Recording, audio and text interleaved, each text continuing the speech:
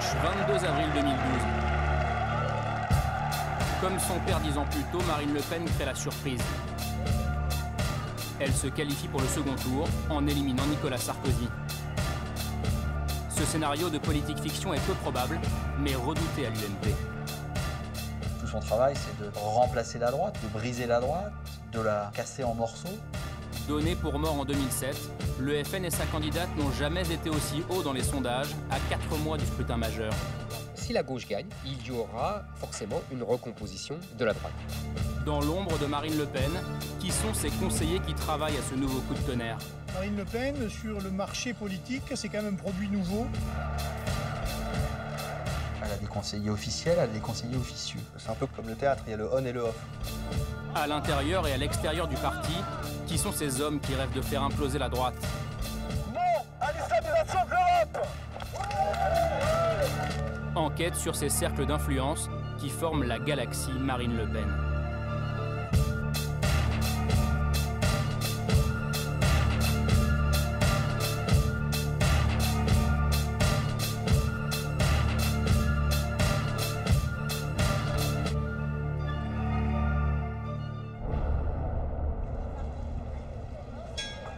La stratégie du FN pour 2012 a été inventée ici, à Hénin-Beaumont. La rentrée politique, ça se passe chaque année à l'occasion de la braderie. Comment ça va? Ça va bien. C'est quoi tes nuits? Bonjour. Fédération des pâtissiers de France. Ah, très bien. Et puis plusieurs de mes confrères vous soutiennent et on est tout cœur avec vous. J'avais jamais vu Marine Le Pen. Eh ben me voilà, regarde. La présidente du FN n'est pas maire de la ville, mais elle est ici chez elle. Merci beaucoup. On voudrait une place sur le marché d'Hénin-Beaumont, s'il vous plaît. Vous passez à la perme? Ben, on va passer, ouais. Hein, passez à la perme, comme ça on verra ça avec style. Dans cette commune ouvrière du nord de la France, le FN a atteint 52% aux dernières cantonales. C'est pas le tout, mais... Hénin-Beaumont, c'est le laboratoire du front version Marine Le Pen. Mes chers amis, c'est vous, militants et électeurs d'Hénin-Beaumont, qui en quelque sorte avez montré la voie aux Français. Vous détenez une parcelle de notre victoire de demain, et de cela, je vous suis extrêmement reconnaissante. Merci. Marine Le Pen a atterri à Hénin-Beaumont en 2007, une année noire pour le FN. Jean-Marie Le Pen, 11,5%. C'est la grande déception. Jean-Marie Le Pen est très loin derrière le score qu'il avait réalisé. Je crains en effet que les Français aient été abusés. Jean-Marie Le Pen est éliminé, la stratégie de sa directrice de campagne remise en cause. Marine Le Pen, est-ce que c'est un coup d'arrêt pour le Front National? Sous prétexte que son père a été qualifié en 2002, il est presque qualifié d'office la fois d'après. Et non, ça se passe pas comme ça. Moi, j'ai le souvenir d'un membre important du Front National qui me dit « le Front est mort ». Voilà. Ceux qui considéraient que Marine Le Pen prenait ses distances avec les fondamentaux du parti l'attendent au tournant. Après la déroute à la présidentielle, la débâcle aux législatives. Et le score national du Front au soir du premier tour est catastrophique. Il n'y a aucun candidat du Front qui est au deuxième tour. Elle est la seule à être au deuxième tour. Au second tour, Marine Le Pen est battue, mais obtient près de 42% des voix. C'est à partir de ce moment-là que ses adversaires internes la prennent au sérieux. C'est-à-dire qu'il la regardait un peu avec de la hauteur quand même, Marine Le Pen. Elle avait cette image de fêtard, de fifi, comme il la surnommait, de fille à papa. Et là, on voit que c'est un animal politique, pas seulement un animal médiatique. Ce soir, la 14e circonscription représente l'espoir pour l'ensemble du Front National. Elle sauve sa mise, mais elle rafle la mise aussi. Hénin-Beaumont vient de sauver la future patronne du Front. Derrière cette renaissance, le travail minutieux de militants locaux, promus à des postes clés du parti au niveau national. Comment tu t'appelles? Maxime. Des élus du Nord qui forment une branche de la garde rapprochée de Marine Le Pen.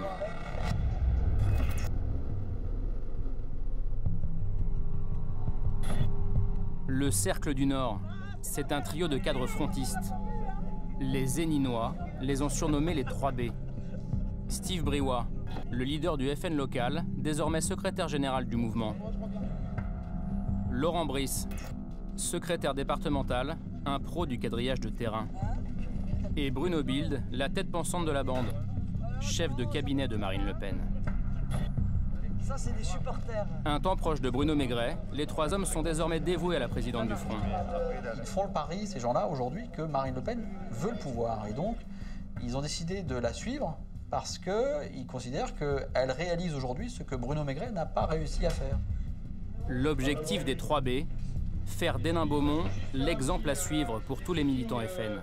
C'est un tract donc sur les emprunts toxiques qui ont été contractés par la précédente municipalité. Tous les paquets sont préparés, vous avez vos noms et les quartiers qui sont sur les secteurs. Rue par rue, Laurent Brice et ses troupes quadrillent le terrain. Ici, le Front National est passé de 10 à 50% en 15 ans. Régulièrement, c'est la même personne qui distribue les tracts. Donc, ce qui présente l'avantage, c'est que la personne est reconnue un peu comme le facteur. C'est un petit peu cette image-là qu'on a vue. Quand on voit son facteur, parfois on l'invite à prendre l'apéritif, on discute avec lui. Donc, on a des relais d'opinion, si vous voulez, dans le quartier. En fait, un responsable de quartier, c'est comme ça qu'on les appelle. Dans la conquête d'Hénin-Beaumont, la pièce maîtresse de Marine Le Pen, c'est Steve Briouat, l'enfant du pays. Bonjour, ça va? Fils d'ouvrier, petit-fils de mineur CGT, Steve Briouat incarne ce FN qui chasse sur les anciennes terres communistes. Comment vont les jeunes? Ça va bien? Comment ça va? Depuis le temps. Ah, depuis le temps. On s'occupe plus, nous, hein? Bonjour, madame. Il ne fait pas peur, Steve Briouat. C'est pas du tout le nervi d'extrême droite comme on peut imaginer. Donc c'est un front à visage humain et surtout un front à visage populaire. Ça va et toi? Dur, hein. Ouais. Déjà, tu touches un SMIC de 1 200 €. T'as ton électricité, ton loyer, ton ci, tout ça. Puis en plus, on te rajoute ça.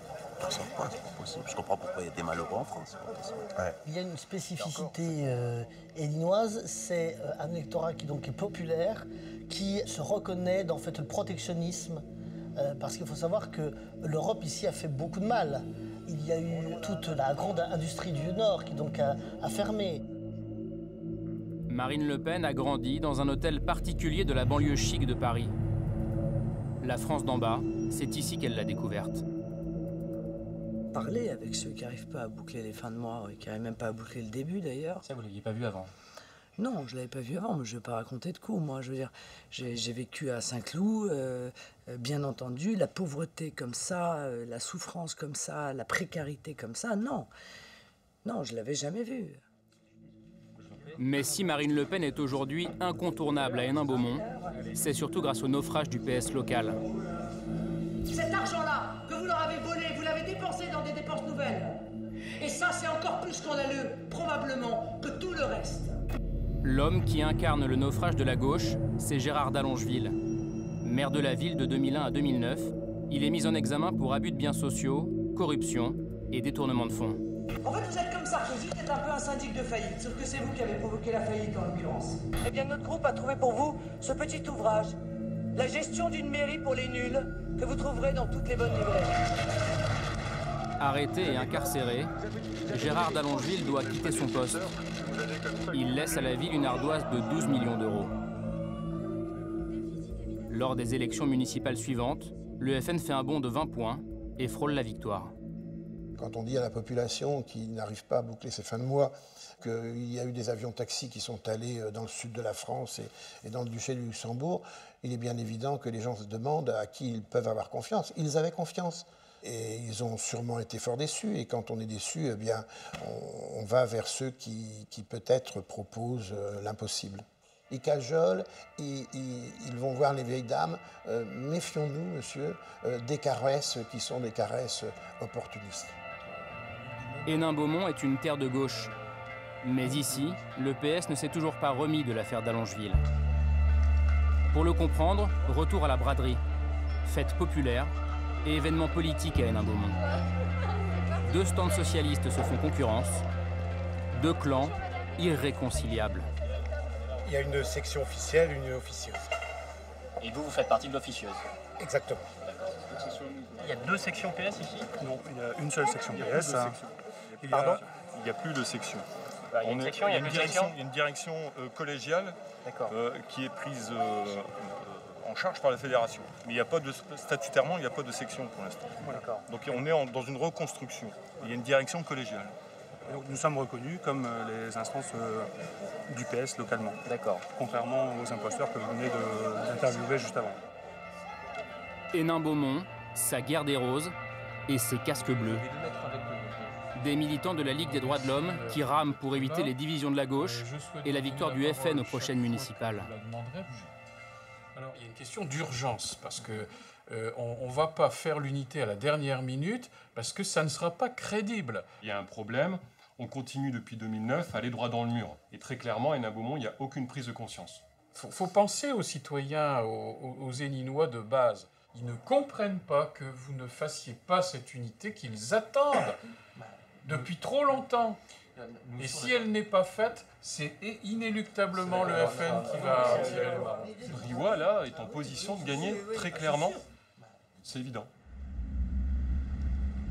La victoire du FN aux prochaines municipales, c'est aujourd'hui le scénario le plus probable à Hénin-Beaumont.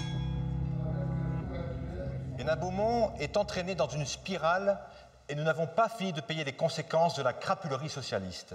Il a fallu attendre, en fait, que Marine Le Pen fasse un score de 44% pour que notre bonne féodalité socialiste régionale se penche enfin sur les pauvres manants d'Hénin-Beaumont.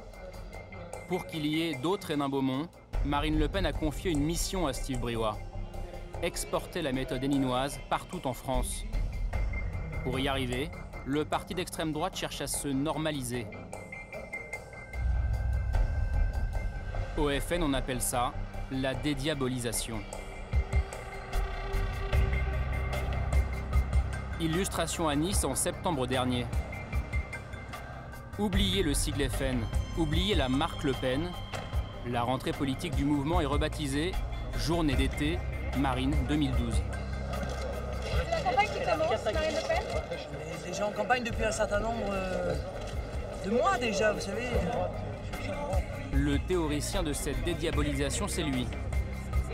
Louis Alliot, vice-président du Front et compagnon de Marine Le Pen.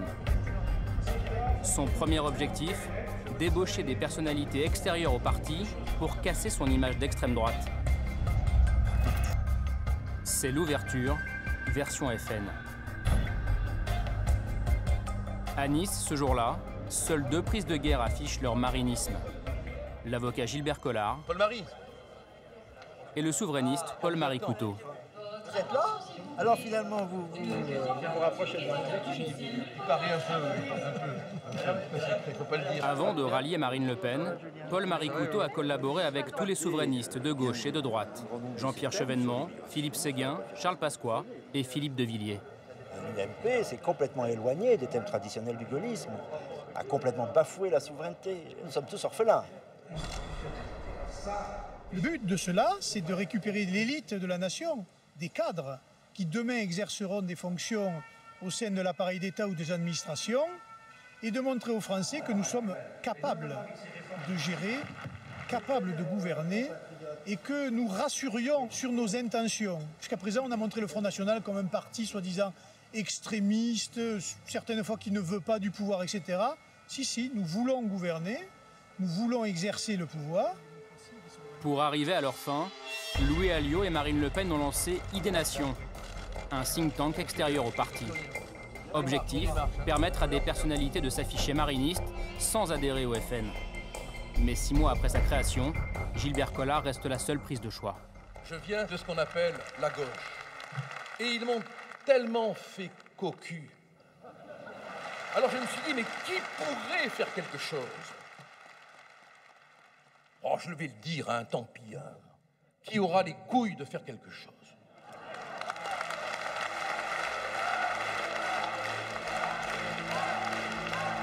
Au FN, la dédiabolisation, c'est une fusée à plusieurs étages. Ouverture aux non-frontistes et purge des éléments les plus extrémistes. Pour rassurer ses nouveaux amis, Marine Le Pen fait le ménage. Des proches de Bruno Gollnisch en ont fait les frais. Il y a un réel malaise au sein du Front National avec l'arrivée de nouveaux convertis. Je veux parler de Collard, je veux parler de Collard et de ses amis, de cette infiltration maçonnique au sein du Front. Ce n'est pas compatible avec les idées que prétend défendre le Front National. Yvan Benedetti était à la fois un cadre du FN et de l'œuvre française, un mouvement d'extrême droite nostalgique du régime de Vichy. Il a été exclu du Front en juin dernier. Ce qui est entre autres reproché à M. Benedetti, mais il n'y a pas que ça, c'est d'avoir dit « je suis anti-juif, antisémite et anti-sioniste ». Voilà. Moi, je pense que ça mérite un passage devant la commission de discipline du mouvement, oui. Elle veut se débarrasser de ce qu'elle appelle les zozos.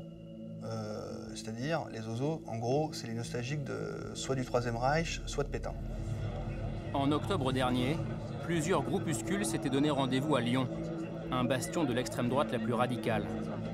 L'un des orateurs ce jour-là est le plus célèbre des purgés du FN. Je laisse la parole donc à Alexandre Gabriac, qui est un gentil garçon, contrairement à la façon dont il a été présenté dans les médias et à travers cette photo. En mars dernier, cette photo met le feu au FN. Pur produit du Front, militant dès l'âge de 13 ans, candidat au cantonal, membre du comité central du parti, Alexandre Gabriac est convoqué par la direction du mouvement. Pour sa stratégie de dédiabolisation, elle est obligée d'exclure Gabriac. Et en même temps, il y a son père qui lui fait un tacle par derrière. Ce 20 avril 2011, la présidente du FN est absente. Elle est en vacances en Thaïlande. Les instances se réunissent, commission de discipline, et puis Jean-Marie Le Pen émet des réserves. Ce qui énerve certains proches de Marine Le Pen. Donc une petite engueulade s'ensuit. Ce que disent les témoins de cette scène, c'est que le ton employé a blessé Jean-Marie Le Pen. Parce que, en fait, Steve Briouat lui a parlé de façon très dure. Il se sent un peu relégué au second plan depuis l'arrivée de sa fille à la tête du Front. Il a été président depuis 1972. Les gens l'appellent le président. Enfin voilà, il n'est pas habitué à ce genre de pratique.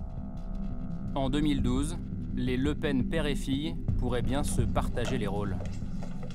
Ça peut lui servir, c'est-à-dire que les gens qui ont parfois peur que Marine Le Pen oublie les fondamentaux ou que le Front National ne soit plus vraiment le Front National avec elle, voir que Jean-Marie Le Pen a encore une liberté de parole, ça rassure la base historique du Front National.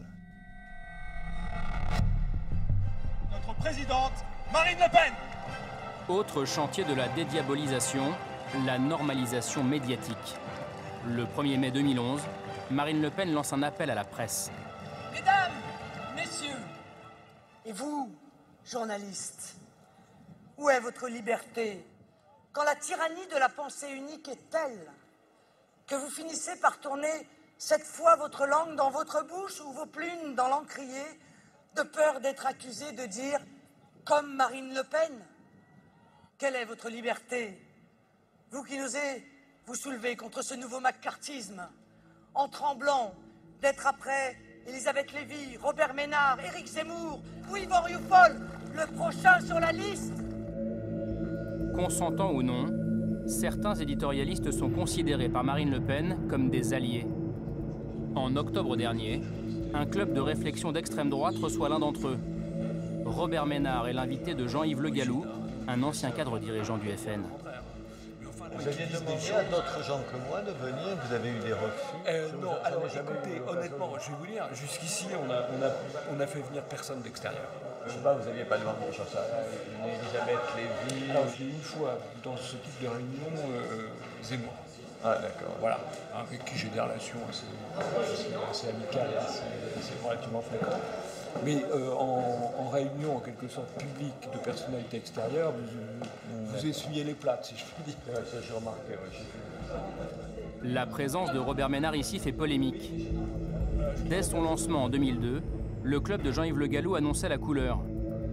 Son objectif, affirmer sans complexe la supériorité de la civilisation européenne. Auteur d'un livre intitulé « Vive Le Pen », Robert Ménard vient lever quelques malentendus. Nous sommes heureux de recevoir Robert Ménard, qui vient de milieux très différents de celui qu'un certain nombre d'entre nous, en tout cas moi, ont pu fréquenter par le passé. Merci à vous. Il va de soi, dans la tête d'un certain nombre de mes confrères qu'on ne débat pas avec tel ou tel. C'est-à-dire qu'on aime le débat, mais entre soi. On aime le débat, mais entre gens convenables, entre guillemets. J'ai envie de vous dire, bienvenue chez les parias. Et vous vivez ce que nous, on vit depuis des dizaines d'années. Et encore une fois, merci, parce que c'est aussi parce que vous avez été à la tête de Reporters sans frontières qu'on vous laisse parler. Mais sachez que nous, on ne nous laisse pas parler, quoi. Mon problème, c'est qu'on m'assimile à l'extrême droite. Je ne vote pas Front National. Je l'ai dit, je le redis. Mais pourquoi je défends d'abord les idées d'extrême droite? Parce que c'est qu'elles qui posent problème. Défendre la liberté de la presse en France, c'est défendre la liberté d'expression de l'extrême droite et que d'elle. Parce que les autres, ça ne pose aucun problème. Voilà ce que je voulais vous dire. Maintenant, je suis prêt, évidemment, à en débattre avec vous. Merci beaucoup.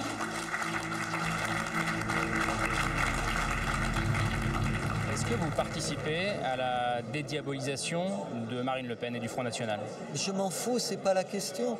Est-ce que je reçois Marine Le Pen ou d'autres gens d'extrême droite sur mon antenne quand j'ai l'occasion de le faire? Oui, bien sûr. Ça fait le jeu des uns et des autres. Mais vous ne croyez pas que je vais commencer à me poser cette question? Sinon, je ne vais plus rien faire. Hein. Bonjour.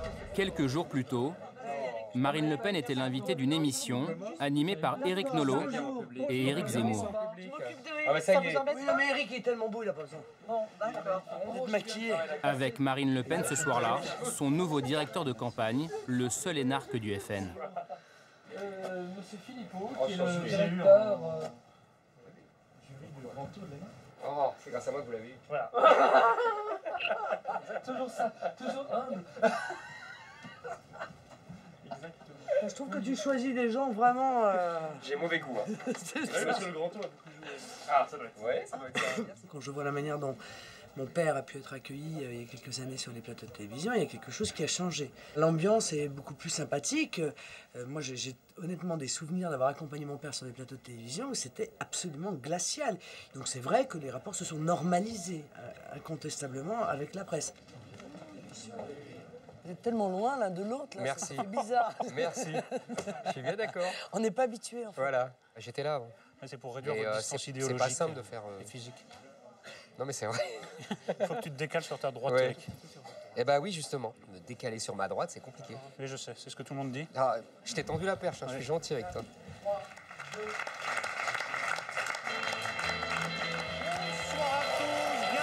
Troisième de Zemmour et Nolot. Zemmour, c'est lui, Nolot. Ce soir-là, l'animateur Éric Zemmour joue les conseillers politiques. Bonsoir, Marine Le Pen.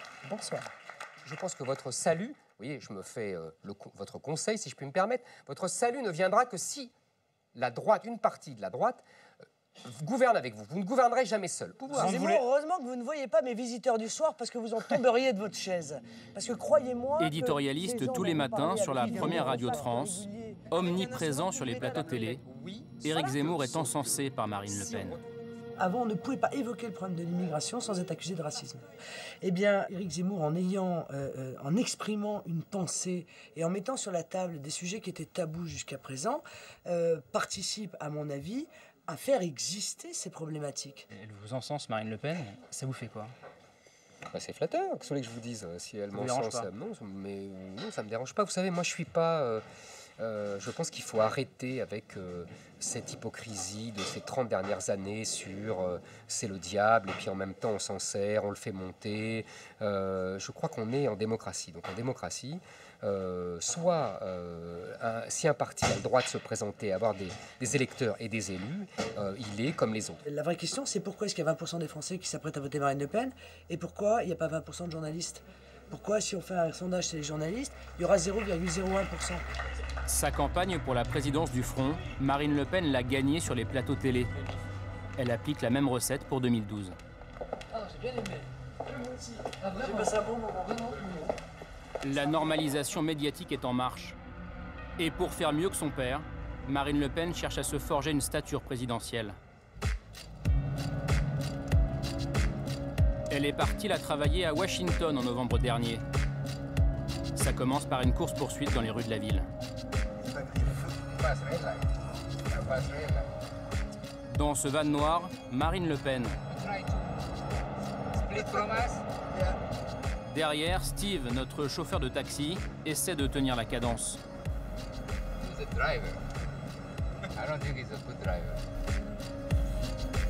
Si ce jour-là, Marine Le Pen ne veut pas voir les journalistes, c'est que son voyage a mal commencé. Ses premiers rendez-vous ont été annulés. La faute, selon elle, à la presse et au gouvernement français qui ferait pression sur ses interlocuteurs. C'est plutôt bon signe parce que je pense que si on me laissait tranquillement voir les gens que j'ai à voir, c'est que probablement je ne représenterais pas un grand danger. Si on cherche à me gêner dans mes démarches, c'est probablement que je représente un plus grand danger que certains ne peuvent le penser. Le sourire est crispé, Marine Le Pen est tendue. Aux États-Unis, elle a 5 jours pour prouver qu'elle est une candidate sérieuse dans la course à l'Élysée. Well, at 5 o'clock, we're gonna be at the IMF. You know where that is? Vous écoutez ce qu'il dit? Non, je prends de l'ambiance. Ah bon. C'est pas pour la police, hein? Ok. Dis pas de bêtises, hein? Non, non, non. Son guide aux États-Unis, c'est Guido Lombardi, un Italo-américain proche du mouvement ultra-conservateur Tea Party et de la Ligue du Nord en Italie. À Washington, il y avait les rendez-vous annulés. C'est quoi la prochaine étape, Madame Le Pen? Et les rendez-vous secrets. Interdiction de la suivre. Son garde du corps nous l'ordonne. Je vous ai dit que c'était privé, donc faut pas nous suivre. Rendez-vous à 15 h au Capitole, c'est tout. Allez-y. Mais c'est quoi comme visite privée? On veut savoir, nous, ce que c'est. C'est privé. Quand c'est privé, c'est privé. On peut pas savoir qui est-ce qu'elle rencontre. Bah non, c'est privé. Pour les Français. Donc à 15 h au Capitole, entrée principale.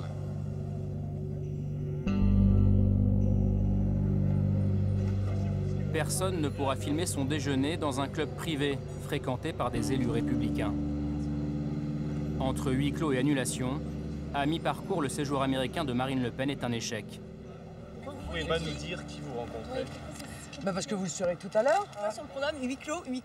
Madame, les rendez-vous politiques se font à huis clos, elles ne se font pas avec 30 journalistes. Mais vous attendrez à la porte et on vous donnera la photo. Mais madame, vous savez, si ça vous pose un problème, vous pouvez rentrer à Paris, hein. Le seul rendez-vous annoncé sur son agenda a lieu au Capitole, le Parlement américain. La présidente du FN veut sa photo avec un élu de premier plan. Ce sera Ron Paul, candidat à la primaire républicaine et membre du Tea Party. Are you afraid of Marine Le Pen, Mr. Thompson? Do you have an appointment with her? Plusieurs fois annulé, l'entretien a finalement lieu. Une dizaine de minutes à peine et pas de photo officielle. Marine Le Pen est énervée. Bonne mine, là, tiens. Madame Le Pen, juste un mot, s'il vous plaît. Vous avez bonne mine. Ça s'est très bien passé, cher monsieur. Il a dit qu'il vous trouvait très agressif. J'ai le sentiment que vous avez la volonté d'influer sur les événements, alors que vous êtes censé quand même être les intermédiaires de ces événements. J'ai encore un rendez-vous, excusez-moi.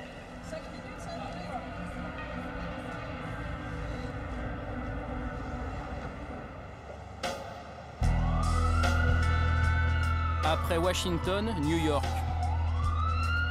Après 2 jours de cafouillage, Marine Le Pen prépare un coup. Une rencontre organisée dans la plus grande discrétion. Ce rendez-vous, c'est l'objectif secret de son voyage. Elle a convié des ambassadeurs à déjeuner dans un salon privé des Nations Unies. Celui qui l'intéresse tout particulièrement, c'est Ron Prosor, un poids lourd de la diplomatie israélienne, ambassadeur de l'État hébreu à l'ONU. Come on. You're not supposed to. Why? Because you're not. This is a private. They don't function. care. They don't I care. do. I You do? I do. Who are you? I am the one who cares. Come on. Okay. Yeah, okay. Son contact américain assure la confidentialité de l'entrevue. À l'intérieur, un seul journaliste assiste à la scène. Quand elle est rentrée, l'ambassadeur a été l'un des premiers à venir la saluer. Et je dois dire que c'est avec lui qu'elle a commencé à parler le plus. Et après, vous aviez un certain nombre d'ambassadeurs qui se sont mêlés à la conversation. Et je dois dire que la photo qui avait été prise par le photographe de l'AFP, qui était là avec moi, était vraiment une photo posée. Il a tout à fait accepté, s'il vous plaît, est-ce que c'est possible? Parfait, grand sourire. C'était clair et net.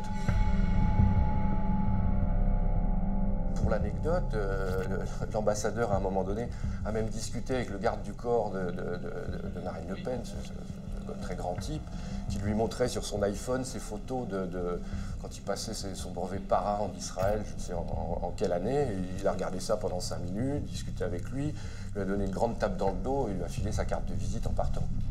À la sortie, Ron Prosor se félicite de cette rencontre. She's a very controversial person in France, so why would you meet her? In Israel, you know, we have politicians from all directions and ideas about everything. Ancien directeur général du ministère des Affaires étrangères, ambassadeur à Londres pendant 4 ans, Ron Prosor n'est pas un novice dans la diplomatie israélienne. We enjoy the diversity of opinion. Would you have lunch with her father? Would you have had lunch with her father? I had a very interesting conversation, and thank you very Would much. she be welcome in Israel? C'est un tournant dans l'histoire du Front National. Est-ce que ça montre que une nouveauté toujours. Est-ce que ça montre que la dédiabolisation, la normalisation marche? Oui, je pense, mais si vous voulez, en multipliant ce type de contact, elle va aller d'autant plus vite. La candidate frontiste a le sourire. Depuis plusieurs années, elle cherche à s'afficher avec un officiel israélien. L'objectif secret de son voyage est atteint. C'est un moyen de lever le malentendu né des déclarations de passé de votre père? Le malentendu est levé ou pas? Si ça peut y contribuer, tant mieux. Vas-y. Le soir même, rétropédalage de la diplomatie israélienne. Son porte-parole affirme que Ron Prosor s'est trompé de salle, qu'il se croyait à une réception officielle de la délégation française. Monsieur l'ambassadeur, qui est ambassadeur d'Israël auprès des Nations Unies. C'est pas l'ambassadeur d'Israël au Zimbabwe, si vous voulez. Bon, c'est un grand ambassadeur. Qu'est-ce qu'il vous a dit quand il est sorti de cette réunion? Il vous a pas dit « je me suis trompé de porte ». Bon, donc je crois qu'il faut rester sérieux. Moi, je peux témoigner que cette rencontre n'avait rien d'un malentendu. Ron Prosor était exceptionnellement souriant et très manifestement savait qui il rencontrait, puisque moi, je lui ai demandé à la fin. Et il m'a même dit qu'il serait ravi de pouvoir la revoir, qu'il l'avait trouvée très intelligente et que c'était très intéressant. C'était plus que diplomatique, c'était une rencontre plutôt conviviale. Après New York, direction la Floride. Le staff de Marine Le Pen n'a autorisé aucun média audiovisuel à la suivre. Après l'ambassadeur israélien, l'opération dédiabolisation se poursuit à Palm Beach. La patronne du front a rendez-vous avec un certain William Diamond, un membre influent de l'EPAC, le principal lobby juif américain. William Diamond est un type très influent du parti républicain qui a été numéro 3 à la mairie de New York à la période de Giuliani et qui est aussi accessoirement l'un des directeurs de la synagogue de Palm Beach. Le 5 novembre 2011, il donne une réception dans sa villa en l'honneur de Marine Le Pen. Pour dire à quel point le gars doit probablement être un mec vraiment influent, il y avait sur un des meubles les photos de 4 présidents américains dédicacés à son nom. Il y avait beaucoup de gens de la communauté juive, beaucoup de républicains, et je dois dire que la soirée s'est terminée par un verre à la santé de Marine Le Pen et de son succès en 2012. Après un début de voyage raté, Marine Le Pen pense avoir marqué des points. Des États-Unis, le monsieur dédiabolisation du FN envoie un message à la communauté juive française. Dans certains quartiers, dans certaines villes, la vie de nos compatriotes juifs, quelquefois, s'est tendue. Et la menace, elle n'est pas une menace d'un prétendu fascisme qui n'existe pas. Elle est bien déterminée, bien décelable. Le nouveau FN reprend la recette gagnante de tous les partis de la droite populiste européenne, cibler l'islam et tourner le dos aux soupçons d'antisémitisme. Je ne dis pas que les chambres à gaz n'ont pas existé. Je crois que c'est un point de détail de l'histoire de la Deuxième Guerre mondiale. Il y avait une certaine ambiguïté et un malentendu entre le Front National et, on va dire, les milieux juifs. Et aujourd'hui, on va dire, c'est le dégel des relations. Et il reste quand même un dégel à effectuer, c'est le rapport que nous avons avec des organisations dites représentatives en France et qui ne le sont pas, puisque le CRIF. Le CRIF. Marine Le Pen n'a pas attendu son voyage aux États-Unis pour tenter de se réconcilier avec la communauté juive. Février 2011, dans Le Point, elle qualifie les camps nazis de summum de la barbarie. Un mois plus tard, elle croit tenir l'événement qui marquera un tournant dans l'histoire du Front National. On se demande si vraiment elle est comme son père, ou si vraiment elle veut tourner la page de l'héritage de son père. Et donc la meilleure façon de le savoir, c'était de lui poser les questions que les auditeurs de Radio J se posent. Pour la première fois, une radio communautaire juive l'invite à s'exprimer sur ses ondes. Mais l'événement sème le trouble. Ça fait le buzz, ça provoque réaction sur réaction. À 1h du matin, je reçois un coup de fil de BHL, Bernard-Henri Lévy, qui me dit à votre place, je ne le ferai pas, c'est une faute politique. Il y a un certain nombre de pressions, de menaces. Il y a aussi un appel à une manifestation le jour de l'émission devant les locaux de Radio J. Et donc à partir de ce moment-là, la direction de la radio décide de déprogrammer cette émission. Le fait que cette interview ait été annulée, ça a été un obstacle très difficile à surmonter pour elle dans sa stratégie de dédiabolisation. Ça voulait dire que le Front National n'était toujours pas un parti comme les autres. Pour les représentants de la communauté juive française, les efforts de la fille ne suffisent pas à effacer 40 ans d'histoire du FN. Qu'est-ce que Marine Le Pen veut obtenir de la communauté juive? Elle sait qu'il y a un certain nombre de barrages moraux vis-à-vis du Front National et que la communauté juive peut lui servir à montrer que finalement ces barrages moraux n'ont plus cours. Mais ça n'est pas à nous de lui servir de strapontin. Le Front National, aujourd'hui encore, il a un président d'honneur qui s'appelle Jean-Marie Le Pen. Et on sait très bien que celui qui est le gourou du Front National, celui qui est le conseiller préféré, privilégié de Marine Le Pen, s'appelle toujours Jean-Marie Le Pen. Et donc le Front National, ça reste le Front National de Jean-Marie Le Pen, même si sa fille essaye d'en faire un toilettage. Marine Le Pen a encore du travail, d'autant que sa stratégie est brouillée par des amis encombrants. Exemple à Paris en octobre dernier. Dans une manifestation favorable au régime syrien qui vient de faire plusieurs milliers de morts, on retrouve l'un de ses proches. Il s'appelle Frédéric Chatillon.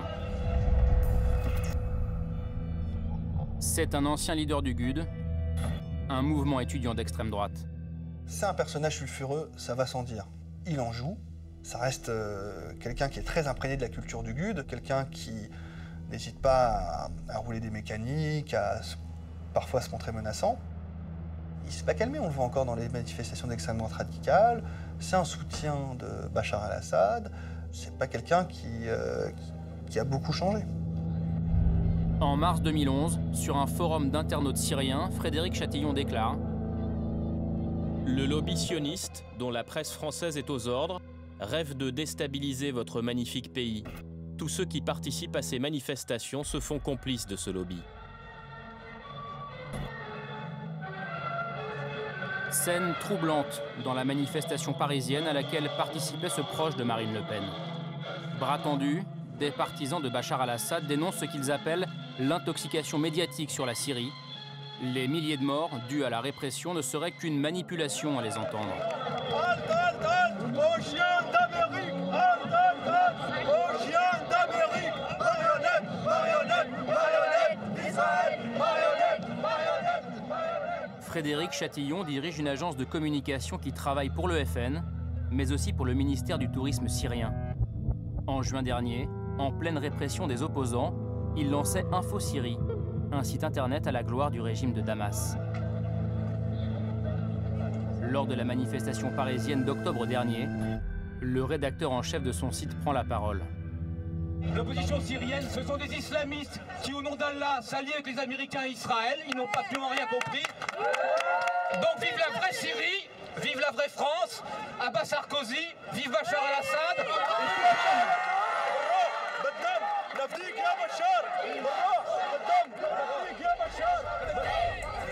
Frédéric Chatillon a développé une branche syrienne de son agence de communication. Sur son site, on retrouve un autre homme clé du cercle caché, Philippe Péninck. Avant de conseiller la fille Le Pen, il conseillait le père. C'est un avocat ancien leader du GUD à Assas, il fait partie des gens qui entraînent Jean-Marie Le Pen avant chaque émission télévisée, avec Louis Alliot, avec Marine Le Pen. Donc il fait partie du petit cercle. C'est à la fois un ami, c'est à la fois un stratège aussi, et surtout, il est invisible. En 3 ans, je l'ai entreaperçu de loin 2 fois.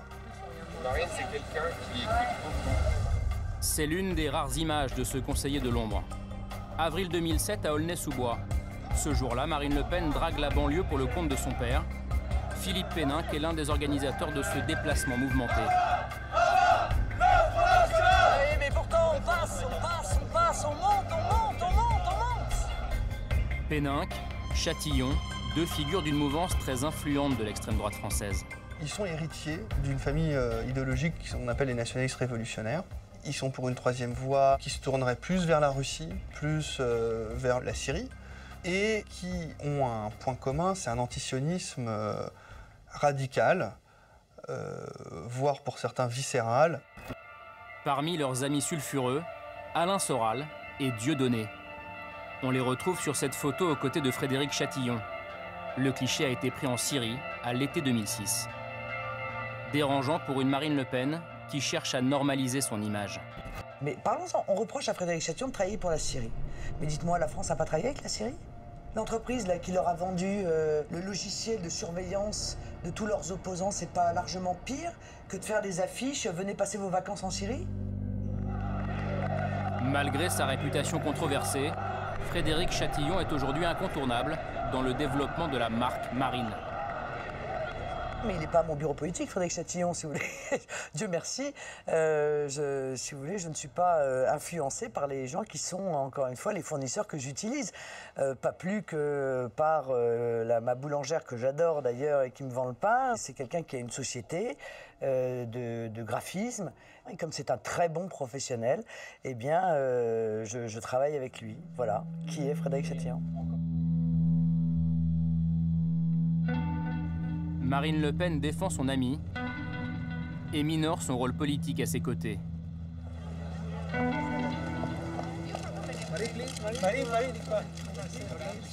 Pourtant, en octobre dernier, Frédéric Chatillon joue un rôle central dans le déplacement de Marine Le Pen en Italie, étonnant pour un simple prestataire.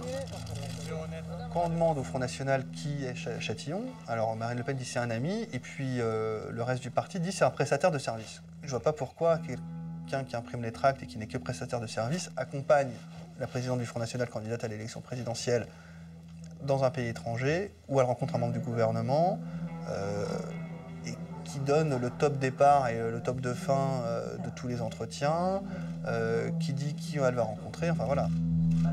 Frédéric Chatillon, à la fois garde du corps, attaché de presse et photographe de la patronne du Front. Mais en Italie, son influence était aussi perceptible dans le discours de Marine Le Pen. Je félicite, je l'avoue, la sagesse de la Russie et de la Chine qui ont opposé un veto à une intervention, en tout cas à des sanctions en Syrie, parce que je pense qu'il y a là aussi un effet domino des pays qui risqueraient de tomber les uns après les autres. Monsieur Chatillon? Monsieur Chatillon, s'il vous plaît. Frédéric Chatillon a refusé toutes nos demandes d'interview. C'est la 2e fois en 6 mois qu'il accompagne Marine Le Pen en Italie. Il existe en Italie, je m'en réjouis, il y a effectivement un courant d'idées qui correspond, à mon sens, en grande majorité à ce que nous défendons, nous, en France. En Italie, les alliances entre la droite et l'extrême droite, c'est une réalité depuis plus de 15 ans. À Rome, le lendemain, Marine Le Pen présente l'édition italienne de son autobiographie. Attention, parce que c'est un éditeur magique, je vous signale. Pourquoi? Parce qu'il a édité Cameron, puis il a été élu, il a édité Sarkozy, puis il a été élu. Et donc c'est plutôt bon signe, vous admettrez. Ce voyage en Italie illustre le dilemme de Marine Le Pen. Transformer le FN en parti populiste fréquentable quand tout la ramène à la vieille extrême droite. Ti ricordi di me? Io sono assunta Almirante, donna assunta. E loro sai che c'hanno il nostro simbolo? Vous savez conserver la flamme. Ah, on vous l'a emprunté, on l'a gardé, on a soufflé dessus. On l'a fait grandir. Sa flamme tricolore, le FN l'a empruntée à l'extrême droite italienne. Cette femme, c'est la veuve de Giorgio Almirante, le fondateur du MSI, parti fondé sur les ruines du fascisme. Pendant la Deuxième Guerre mondiale, Almirante a été jusqu'au bout aux côtés de Mussolini. Alla mia amica che conosco da moltissimi anni, perché il Fronte Nazionale praticamente con la destra è nato fra Jean-Marie Le Pen, Giorgio Almirante e sono ben felice che lei prenda il posto del padre augurandomi, posso dire solo questo. En Italie, toutes les droites se sont affichées aux côtés de Marine Le Pen. Mais en France, elle ne veut pas entendre parler de ce type d'alliance. Une droite nationale qui participe au gouvernement, ça vous fait rêver? Si ça me faisait rêver, monsieur, j'y serais déjà, si je puis me permettre. Vous voyez, je ne me serais pas mis en situation d'expliquer sur tous les tons qu'il était hors de question que je participe au gouvernement de Nicolas Sarkozy, quelles que soient les circonstances. Marine Le Pen le jure, elle ne s'alliera jamais avec l'UMP. Pourtant, de l'autre côté de la frontière, ses nouveaux alliés militent pour une union des droites. Il faut nous rassembler. Le sud-est de la France, une terre où l'extrême droite réalise ses meilleurs scores depuis 30 ans. Il va y avoir l'élection présidentielle. Moi, j'ai choisi et j'ai promis mon engagement à Madame Marine Le Pen.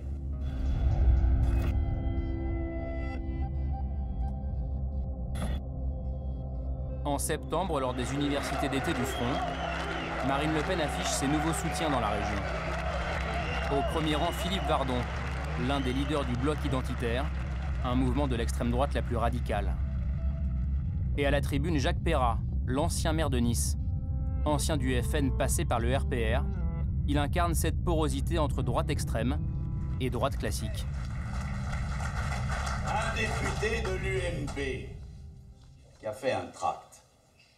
En 20 ans, la progression arithmétique, cela fera 70 millions de Français et 28 millions de musulmans. Alors que leur pays tombe en déconfiture. Mais bon Dieu, qu'ils aillent travailler ce pays comme les colons l'ont fait, mais qu'ils nous foutent la paix chez nous. Voilà comment je vois les choses. À la tête de son propre parti, Jacques Perrat annonce ce soir-là sa candidature à la mairie de Nice en 2014. Au premier rang, des élus frontistes et Philippe Vardon, le leader niçois du bloc identitaire. Je présente Adrien Grosjean, qui est du Front National, qui s'occupe du Front à Cannes, qui sera candidat aux législatives. Les trois mouvements travaillent ouvertement ensemble dans la région. Jacques, on se tient au courant et on se voit à la prochaine réunion. Ici, l'antenne locale du bloc, c'est Nissa Rebella. Ce soir-là, leur leader Philippe Vardon organise une cérémonie au flambeau. Demi-arc de cercle qui partent, tu vois, un peu de la banderole comme ça et qui remontent, voilà. Et les gens au milieu ici. Bah là, moi je vais être un peu en avant, je vais être là, que ça occupe l'espace. Vardon et ses troupes célèbrent le 440e anniversaire de la bataille de Lépante, où les troupes chrétiennes ont défait les Ottomans. Face à l'islamisation, nous, fiers Niçois et Européens, sommes plus que jamais la seule opposition. Nous sommes ces bateaux en train de s'équiper dans les ports d'Europe pour partir à la bataille de Lépante. Nous ne reculerons pas. Non à l'islamisation de l'Europe. Philippe Vardon a rencontré Marine Le Pen à 2 reprises. Son implantation locale intéresse la patronne du Front, qui pourrait bien l'investir aux prochaines législatives. Nissa! Nissa! Ils ont toujours ce problème au Front National, qu'ils n'ont jamais résolu depuis 1998 et le départ des maigrettistes, c'est qu'il y a une pénurie de cadres politiques, de cadres formés. Il y a un vivier de cadres au bloc identitaire. Elle veut récupérer en gros les dirigeants du bloc identitaire. Le bloc, un petit parti extrémiste, prêt à discuter avec toutes les droites. il est évident que nous jouons un rôle d'aiguillon pour l'ensemble de la classe politique française. On l'avait vu à l'époque sur le racisme anti-blanc, où finalement c'était Nicolas Sarkozy qui avait été obligé de se positionner. On le voit sur la question des prières de rue, avec Guéant, et puis évidemment Marine Le Pen, qui quelques semaines après l'apéro saucisson pinard avait à l'époque parlé d'occupation des rues. Il est probable que nous puissions nous retrouver sur des combats ou des rendez-vous communs avec le Front National. Oui, c'est une éventualité qui existe, mais encore une fois, ça a déjà été le cas avec des gens de la droite populaire. Une droite plurielle, qui irait de l'UMP au FN. Un scénario exclu par les patrons des deux partis, mais certains sont moins catégoriques. Du centre-gauche jusqu'à l'extrême-gauche, y compris communistes, y compris Mélenchon, tous se réuniront autour de leur candidat. Et nous, à droite, on ne le fera pas. Parce qu'il y a une scission mortelle, mais l'union se fera inévitablement un jour. Il y a dans toute l'Europe, si vous regardez la vie politique dans toute l'Europe, en ce moment des alliances entre la droite classique et ce qu'on appelle la droite populiste. Je pense que la France n'échappera pas à cette pente. Le rêve de Marine Le Pen, qu'un jour un FN normalisé supplante l'UMP à droite. Elle veut être le pôle de rassemblement d'une droite atomisée. Elle ne peut pas dire autre chose aujourd'hui, évidemment, avant l'élection, avant le scrutin. On verra ce qu'elle dira demain. À 4 mois de la présidentielle, Marine Le Pen flirte avec les 20% dans les sondages, 6 à 8 points seulement derrière Nicolas Sarkozy.